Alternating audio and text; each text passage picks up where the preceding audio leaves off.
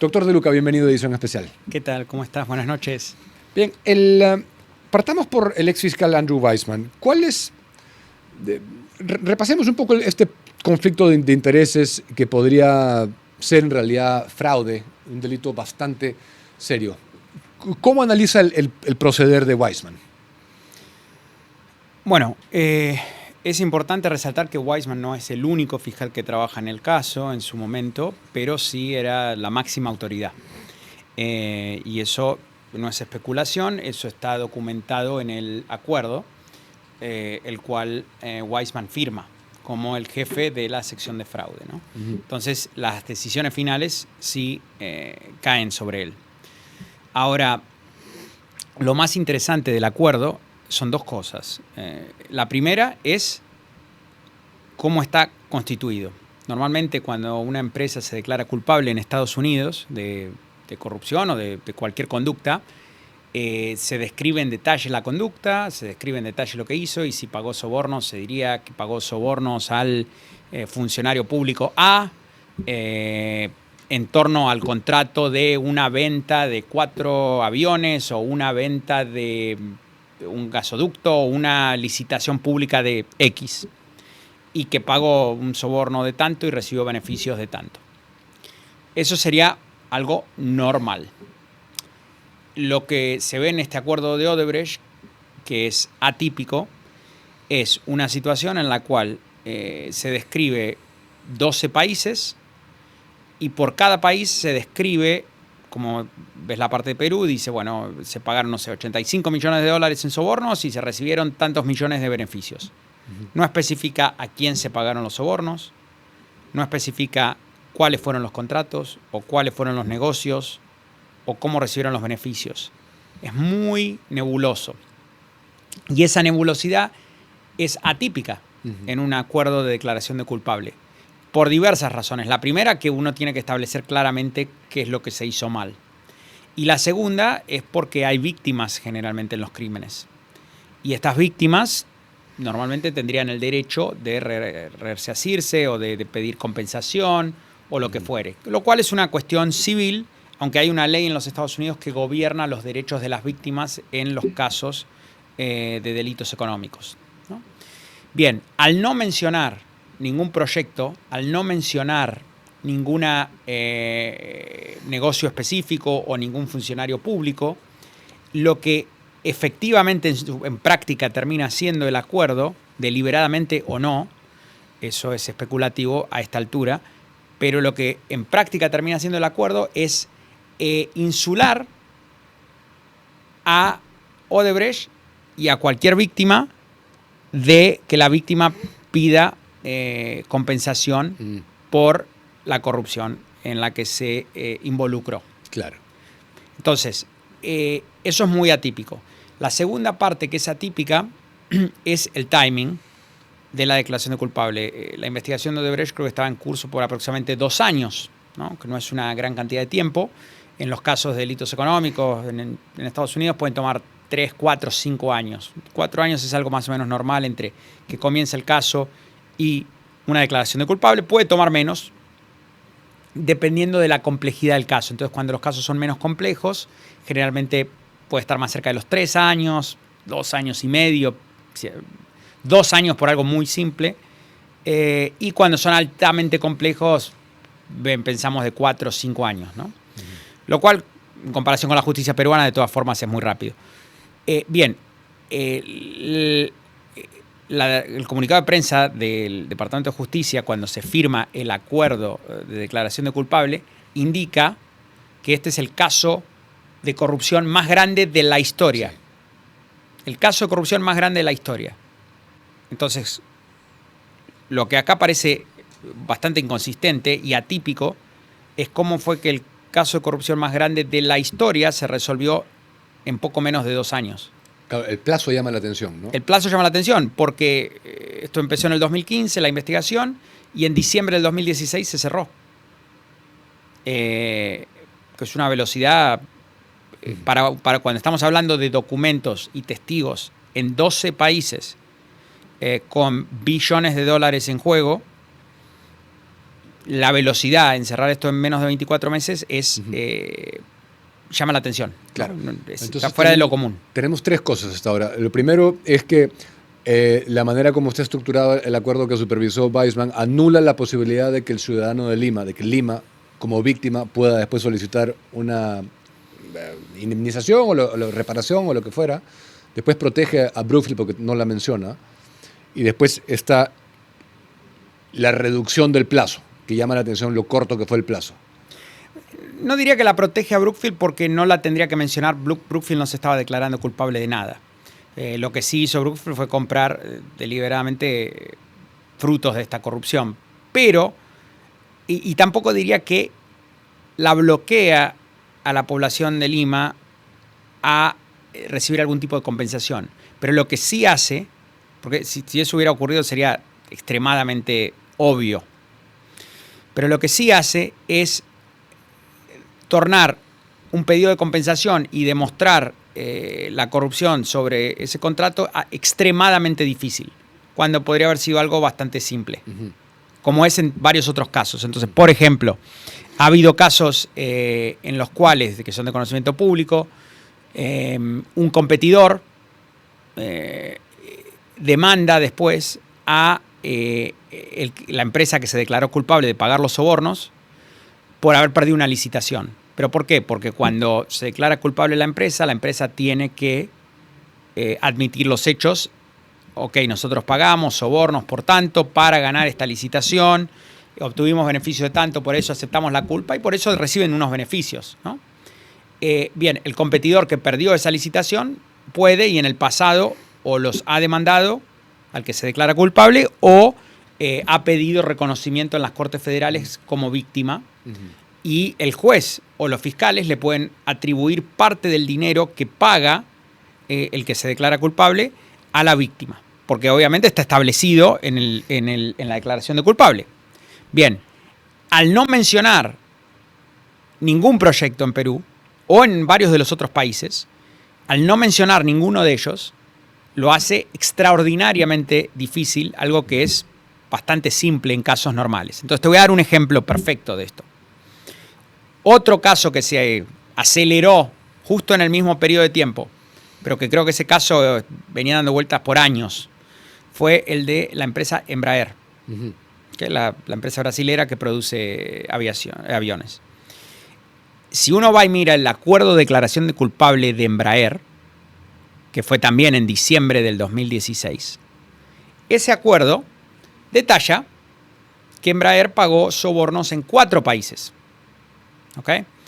Y en esos 4 países detalla cada negocio. Entonces, en país 1 vendió tantos aviones al Ministerio de Defensa de los aviones le pusieron sobreprecio de tanto.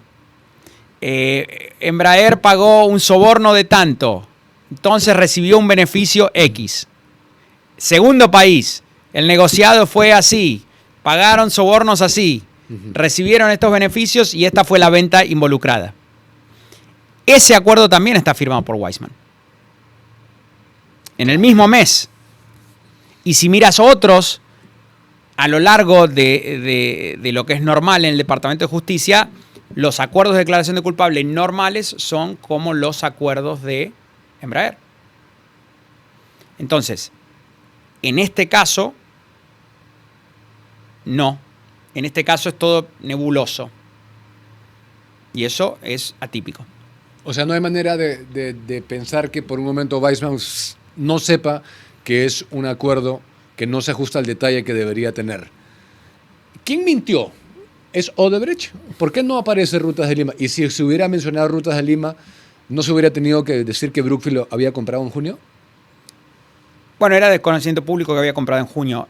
Yo no caracterizaría que, tratando de ser objetivo realmente, no caracterizaría de que Odebrecht mintió, porque hoy yo no puedo opinar al respecto. Primero porque no lo sé, y segundo porque no soy parte ni tengo conocimiento ninguno sobre lo que Odebrecht le declaró o no le declaró al gobierno de los Estados Unidos en relación a llegar a esa declaración de culpable y sus actividades en el Perú. Simplemente no lo sé. Entonces, decir que mintió va más allá de lo que creo que sería apropiado. Pero no importa. Para lo que estamos conversando aquí es irrelevante si mintió o no mintió. El tema es que no está. Claro, y también lo que yo esperaría si yo fuera un abogado de Odebrecht o de cualquier cliente que está en esa situación y yo estoy defendiendo, lo que podría haber ocurrido es decirle toda la verdad al Departamento de Justicia, pero pedir que la declaración de culpable que se hace pública sea lo más suave posible y lo más nebulosa posible para evitar responsabilidad civil con terceros. Eso es lo más probable, pero no lo sé. Entonces, sea lo que fuere, quien se está beneficiando aquí no es necesariamente Odebrecht. En definitiva, Odebrecht es el que termina pagando 3.500 millones de dólares de multa. Entonces, Odebrecht no se está beneficiando. ¿Quién se está beneficiando? El que compró por migajas el contrato tóxico 6 meses antes de la declaración de culpable de Odebrecht. Y apliquemos el sentido común. Una empresa que cotiza en bolsa, como Brookfield, que debería tener un apetito de riesgo relativamente bajo, Claro. que administra dinero de fondos de pensión, de jubilados, en sus proyectos, y de inversores privados, compra este contrato por migajas 2 meses, 3 meses después que se declara culpable y le sentencian a 19 años de prisión a Marcelo Odebrecht, y 6 meses antes de que se declare culpable Odebrecht. Y el deal era tan bueno que no compró uno, compró 2 proyectos, porque también compró Odebrecht Ambiental en Brasil, que es otro proyecto con las mismas características de rutas, hecho más o menos de la misma forma, comprado por migajas y después cubierto con una declaración de culpable nebulosa. Entonces, Odebrecht, si pensamos objetivamente, Odebrecht está tratando de salirse de un problema en el cual ya está. Ok, ya me agarraron declarándome culpable. Es lo menos que puedo hacer para salirme de este problema. Estoy aceptando la responsabilidad. Entonces, de una forma irónica y contraintuitiva, por lo menos Odebrecht aceptó la culpa y por lo menos pagó multas. Ahora, lo más estremecedor es aquel que, sabiendo todo el riesgo y totalmente consciente, se sintió impune y muy confortable en comprar 2 contratos tóxicos. Uno en junio del 16 y otro en abril del 17. Para explotar contratos que sabían que están totalmente sucios, que sabían que son no balanceados. Y todo eso, obviamente, supervisado en su etapa final y bendecido por una persona que vino de un estudio que tiene como uno de sus principales clientes a Brookfield. Claro. Y que, inexplicablemente, al poco tiempo de firmar este acuerdo, regresa a ese estudio. Claro. Y presuntamente que ya sabían que podían jugar la carta de la compra de buena fe, que es lo que han hecho. Esa es una estrategia de protección, ¿no? Ahora, el fiscal del Distrito de Columbia ha dado hasta el primero. Él tiene que dar respuesta a esa carta que he leído hasta el primero, explicando ese conflicto de intereses. Potencial conflicto de intereses, pero sí. Imagino que... Bueno, no sé si va a responder a la carta o no, pero es lo que está detallado ahí. Ok. Se ha confirmado otra de las cosas que se han, digamos, analizado y se han dicho, ¿no? Que Brookfield contrató a un externo, a un oficial externo de compliance, de cumplimiento, para que le diera el visto bueno y pudiese proceder la compra. Eso es lo que entendemos, sí. O sea, fue un externo. Sí, que un externo le dio la bendición de que estaba todo bien. ¿Y en qué cosa cree que va a quedar todo esto entonces ahora? ¿Cómo va explíquenos lo del Discovery también, la herramienta del Discovery?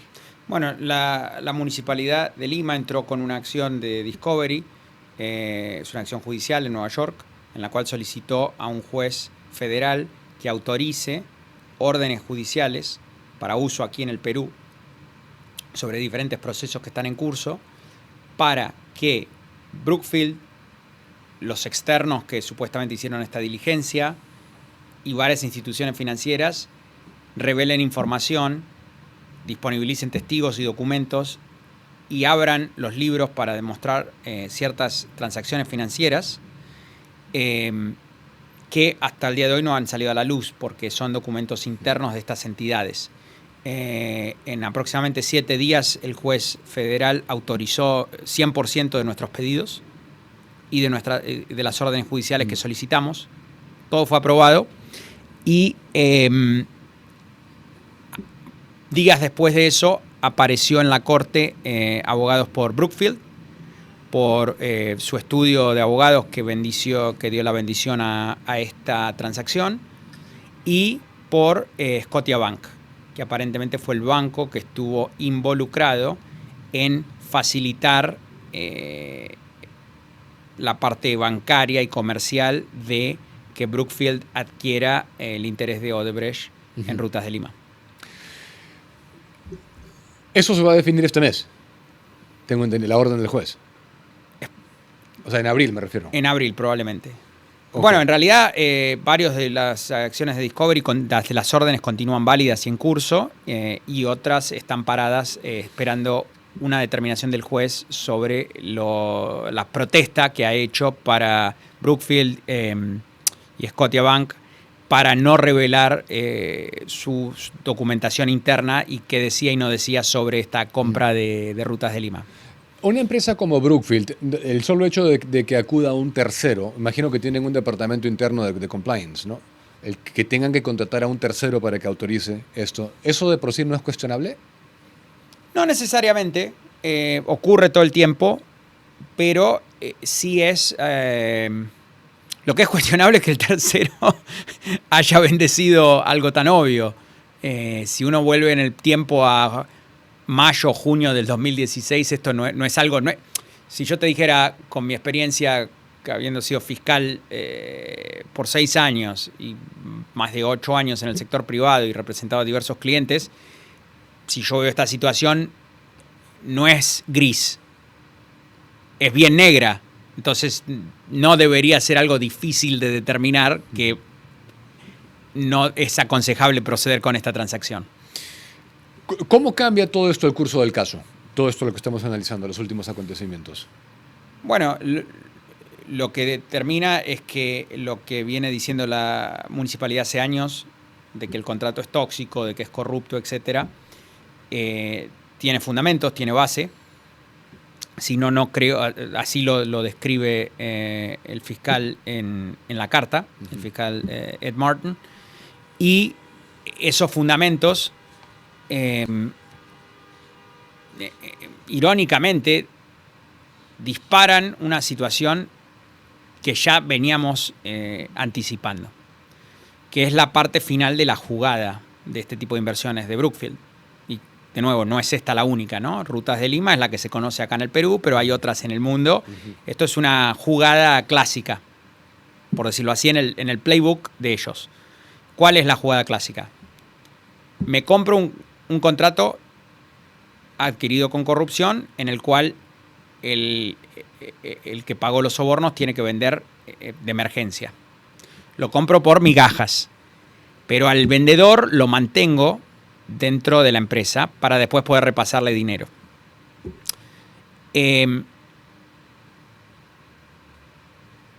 Aparezco como la empresa angelical, que no sabía nada. ¡Oh!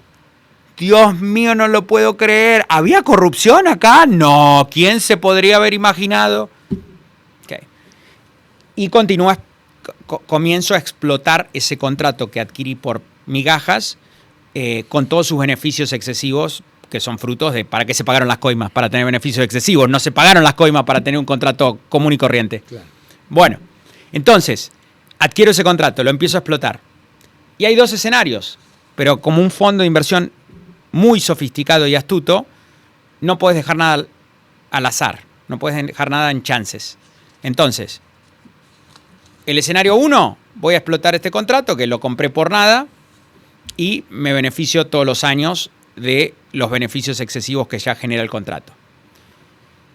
¿Y qué pasa si la municipalidad o las víctimas de hecho quieren cancelar este contrato y pedir compensación? Ahí vamos a tener un tremendo problema.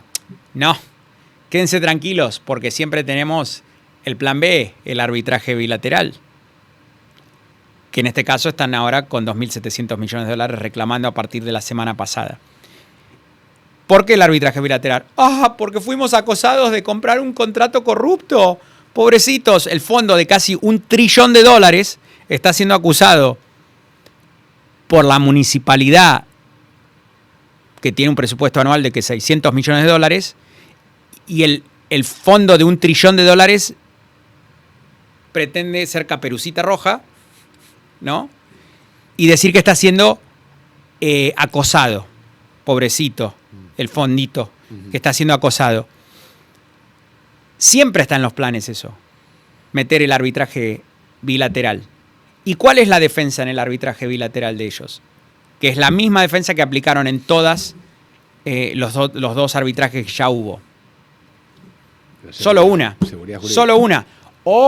No, la defensa es simple y es una.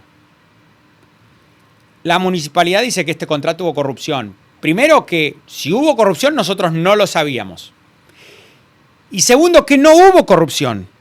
Porque si hubiera habido corrupción, eso hubiera estado detallado en el acuerdo de declaración de culpable de Odebrecht con el Departamento de Justicia, o Susana Villarán hubiera sido condenada, pero no hay condena de Susana Villarán, y el acuerdo del Departamento de Justicia no detalla Rutas de Lima, y de hecho, choqueantemente no detalla ningún contrato, no detalla nada, con lo cual no hay pruebas de corrupción. No importa que hay una planilla dentro de Odebrecht que dice pago de coimas, 1, 2, 3, Rutas de Lima, pago de coima a tal, $4 millones. No, eso no es prueba. No hay pruebas. ¿Ok?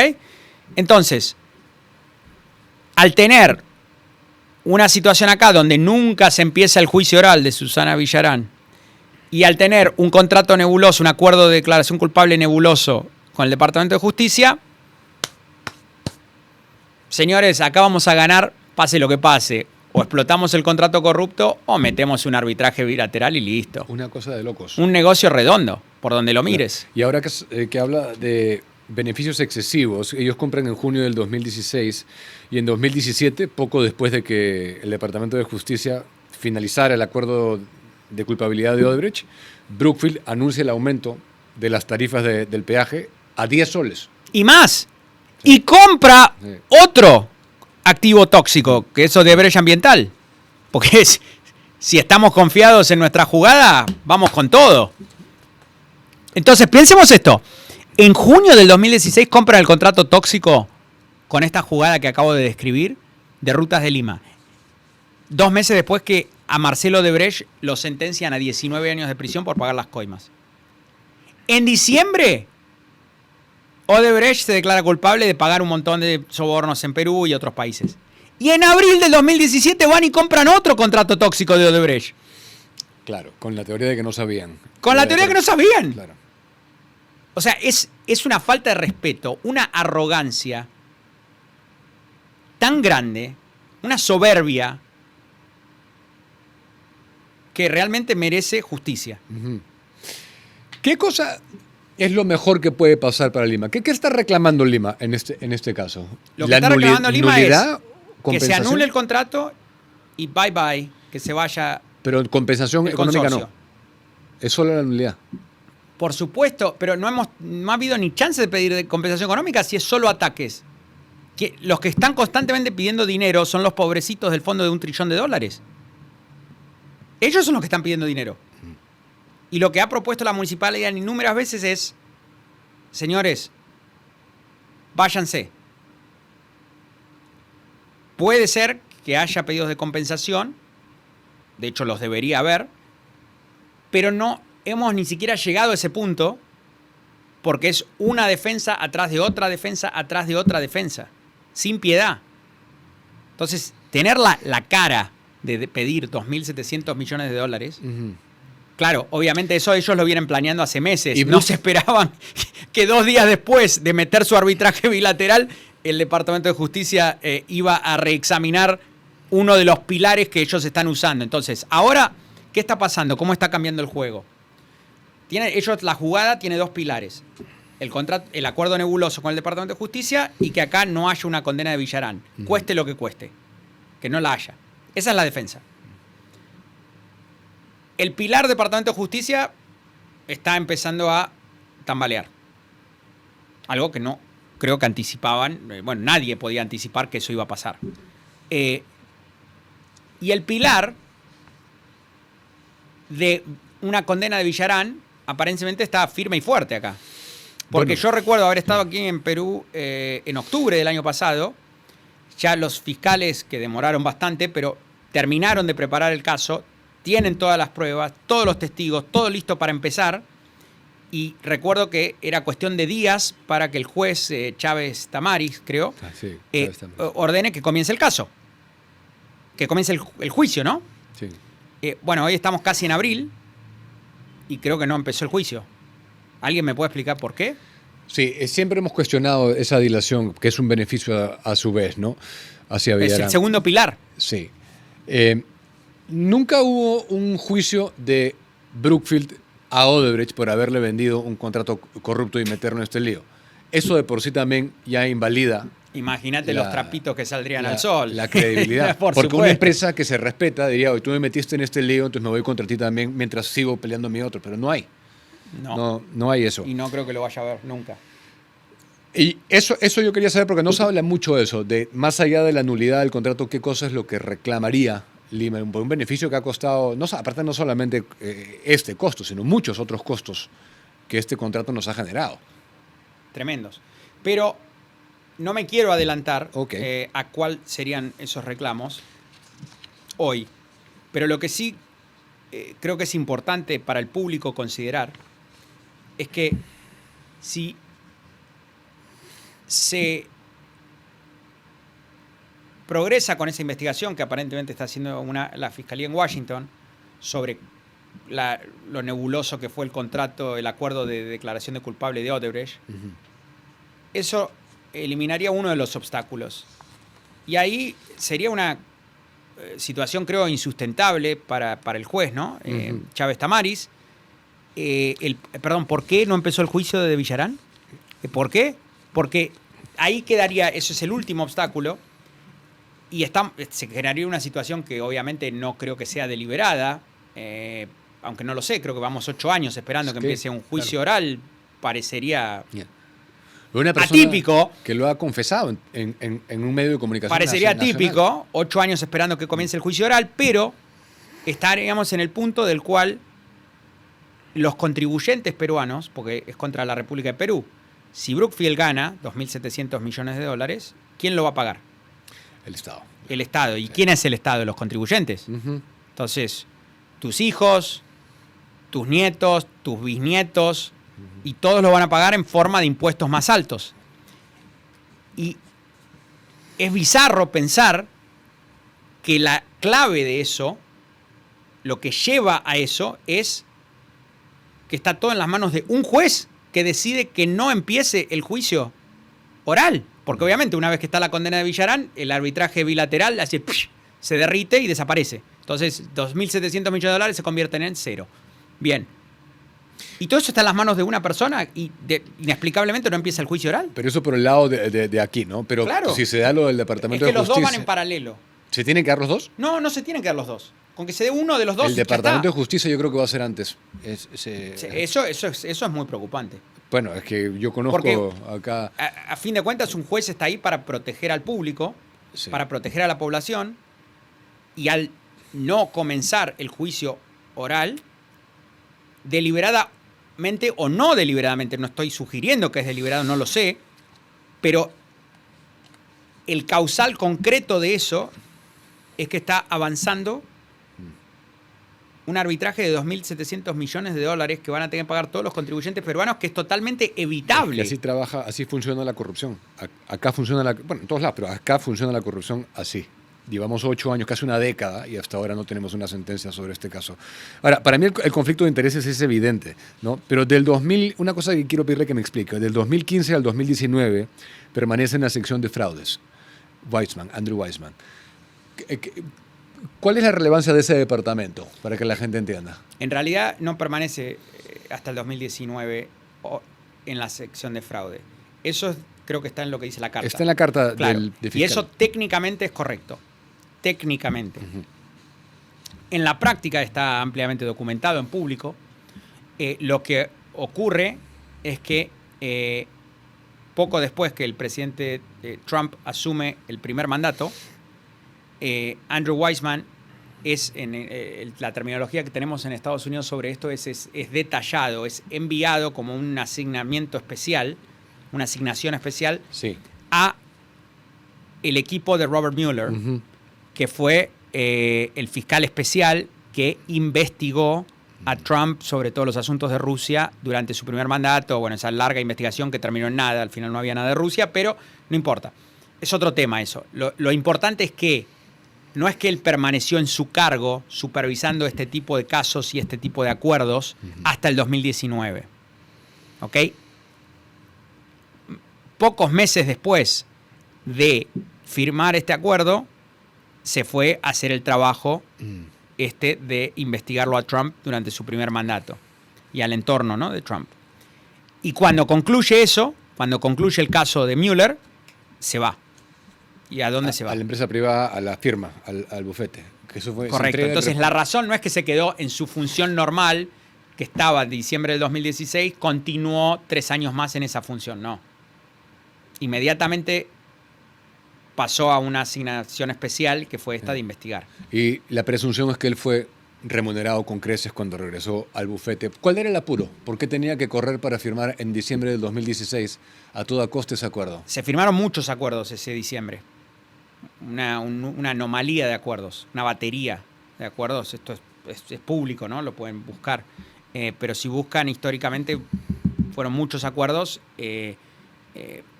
Potencialmente, y lo más claro en términos de explicaciones es que estaban a 4 semanas o menos de que termine el mandato de Obama.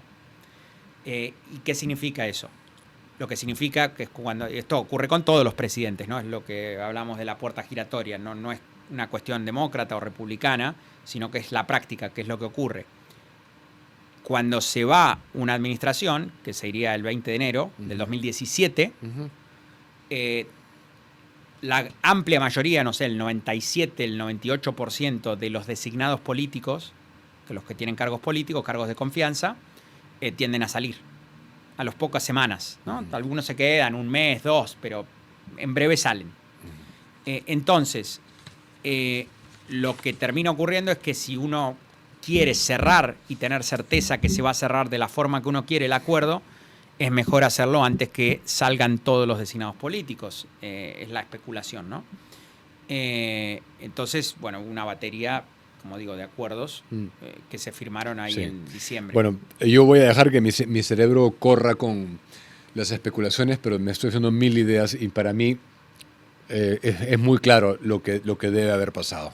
Muy claro. Ahí con este acuerdo, con este supervisor, este exfiscal, Andrew Weissmann, y veremos. Pero para terminar, y que la gente lo tenga claro, porque, como sabe, este juicio, este caso, ha sido muy difícil de llevar para el alcalde, para la municipalidad. Ha tenido mucho costo político, de mucha oposición y mucha crítica.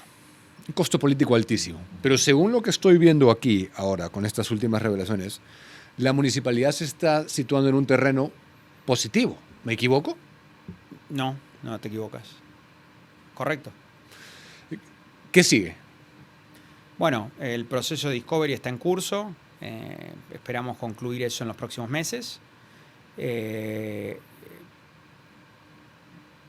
Va a haber, estamos en el proceso de apelar para anular las 2 sentencias arbitrales que tiene Brookfield ya, que acumulan $200 millones. Estamos haciendo eso con una mano atada atrás de las espaldas, porque no tenemos una condena de Villarán. Así es acá. Pero eso está en curso en la Corte en Washington para anular las sentencias arbitrales que hay hasta la fecha. Y va a haber ciertas acciones, creo, muy importantes que van a ocurrir en el corto plazo, pero que no estoy mencionar todavía. Bueno, esperemos que se den ambos pilares, pero si no, esperemos que lo del Departamento de Justicia sí suceda. Gracias por estar acá, doctor De Luca. Por favor, gracias por recibirme, un placer. Y cualquier novedad de esto estaremos atentos para que nos los pueda contar y comunicar a la audiencia. 8:10 antes de terminar, entretenimiento y fútbol desde ahora vienen juntos. Win TV es la nueva casa del fútbol peruano. Sí, Win TV, con más de 90 canales, incluido L1 Max a tan solo 59 soles los primeros 6 meses. No tienes que pagar extra para ver a tu equipo favorito. Contrata Win TV desde cualquier parte del Perú en win.pe o llamando al 01707-3000. Espero lo hayan disfrutado. Nos reencontramos el día de mañana. Suscríbanse al canal, compártanlo con sus contactos. Sigamos creciendo. Permiso. Buenas noches.